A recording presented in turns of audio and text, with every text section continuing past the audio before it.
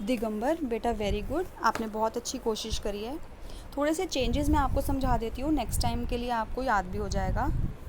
ठीक है, सबसे पहले तो ये जो हम बनाते हैं इस तरह से लाइन, इसको हम यहाँ पे लास्ट में एरो करके एक्स नाम देते हैं, एक्स एक्सिस, और वाई एक्सिस इसको यहाँ से स्ट्रेट क्रॉस करते हुए एक लाइन बनाते हैं और लास्ट में ऊपर हम वाई नाम देते हैं, पहली बात। और यहाँ पे जहाँ पर क्रॉस हो रहा है इस पॉइंट को हम नाम देते हैं ओ या ज़ीरो।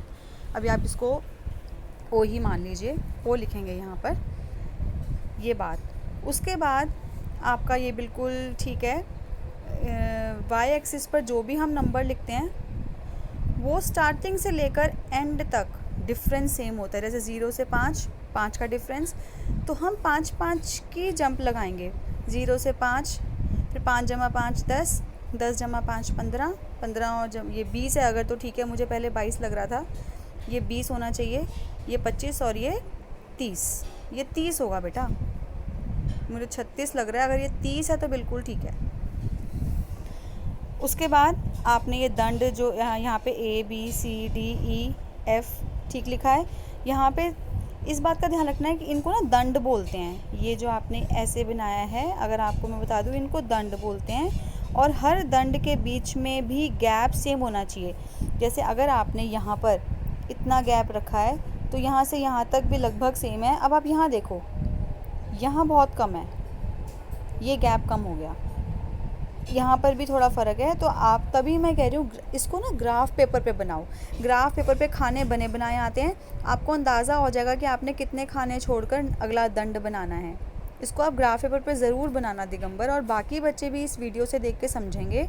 हर दंड के बीच में गैप सेम होना चाहिए। गैप मतलब दूरी, एक दंड से दूसरे दंड के बीच में जो आप जगह खाली छोड़ोगे वो सेम होनी चाहिए। ठीक है। और एक इम्पॉर्टेंट बात, अगर ये 25 दिखाना था, इस दंड की ऊंचाई आपने 25 दिखानी थी, तो 25 तो बेटा यहाँ तक है, 25 तो यहाँ लिखा हुआ है, तो जस्ट बिल्कुल इसके सामने आपको इस दंड की ऊंचाई को लेके जाना था। अगर ये 36 करना था तो ये 30 के अगले यहाँ पे 35 के बाद सिर्फ एक पॉइंट और यहाँ तक आपका ये 36 जाना था। 42 तो हमने दिखाया ही नहीं है, ये और ऊंचा जाएगा, 42 36 से ऊपर जाएगा। 29, ये देखो यहाँ तो 25 लिखा है और यहाँ 30 लिखा है, तो 30 से थोड़ा नीचे यहाँ पर आ जाएगा आपका 29। इसी तरह से ध्यान में रखते हुए आपको ग्राफ को बनाना था। अब एक बार आते हैं हम सेकंड क्वेश्चन पे। ये जो आपने बनाया है, इसको अगर आप अगले पेज पे बनाते तो अच्छे समझ आता।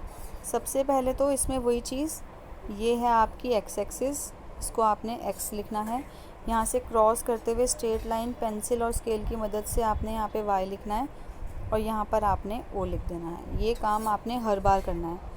उसके बाद मैंने जैसे कहा कि यहाँ से स्टार्ट करते हैं 0 से 5, मैं यहाँ से देख के समझा रही थी, 0 से 5, 5 से 10, ये 5 की दूरी है। अगर आपने यहाँ से 0 से 19 से स्टार्ट किया है वो कोई प्रॉब्लम नहीं है, इसको हम यहाँ पे थोड़ा सा तोड़ देंगे। ये जो निशान लगे जेड, इसको इस तरह से एम या जेड की शेप बना के दिखा देते हैं कि हमने पहला गैप तो 19 लिया है, अगला हम लेंगे 3 3 3, 19 जमा 3 करेंगे तो कितना आ जाएगा 22। तो बेटा यहाँ 35 नहीं आएगा। अब आप 19 के बाद 3 3 का जंप लगा रहे हो, तो 19 जमा 3 22, 22 जमा 3 यहाँ पर आना चाहिए 25, 25 जमा 3 28। इस तरह से सेकंड क्वेश्चन में आपको वाई एक्सिस पर नंबर लिखकर ग्राफ को पूरा करना है।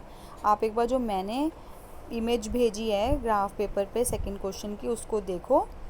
आप देखो 19 के बाद 22 अगर आया है तो 22 के बाद फिर 3 का अंतर है, वहाँ पर 25 होगा। ठीक है बेटा।